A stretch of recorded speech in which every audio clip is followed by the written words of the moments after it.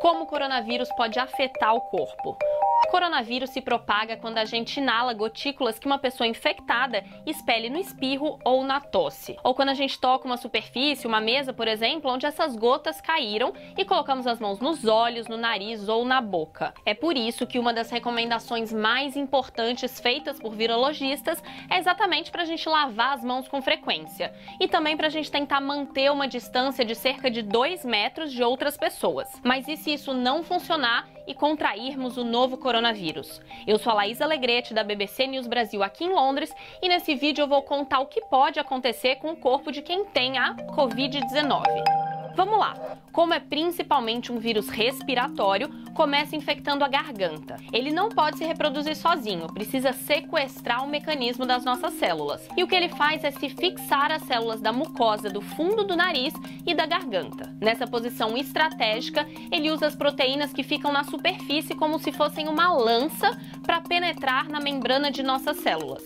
Ele ultrapassa a membrana e já começa a dar à célula a ordem para produzir mais vírus. Em pouco tempo, o corpo pode produzir de 10 mil até 100 mil cópias. Quando estão prontas, destroem a célula de origem e começam a infectar as vizinhas. É quando o corpo percebe que o vírus está lá e produz uma resposta inflamatória para tentar combater esse invasor. Por isso, começamos a sentir desconforto e dor na garganta.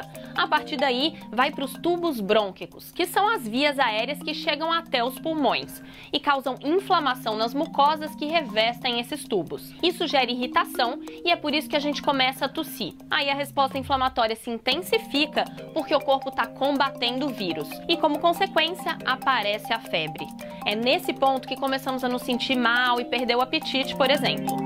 É importante lembrar que a maioria das pessoas infectadas, 80% de acordo com a OMS, desenvolve apenas sintomas leves, como febre e tosse. 14% vão ter sintomas mais graves, como falta de ar e dificuldade para respirar. E 6% ficarão em estado grave, enfrentarão insuficiência pulmonar, falência de órgãos e risco de morte. A maioria das pessoas se recupera da Covid-19 sem necessidade de tratamento específico. Elas fazem repouso, consomem bastante líquido, tomam paracetamol. Mas a situação pode piorar se o vírus passar dos tubos brônquicos para os pulmões, que é onde causa inflamação, que é a pneumonia. O problema não é apenas a infecção, mas como o nosso corpo responde a ela. Para impedir que a infecção domine nossas células, nosso corpo se defende, produzindo substâncias químicas bastante agressivas. No caso da pneumonia, acaba criando uma congestão nos pequenos sacos de ar na base dos pulmões, os alvéolos. Essas pequenas estruturas são as que normalmente se enchem de ar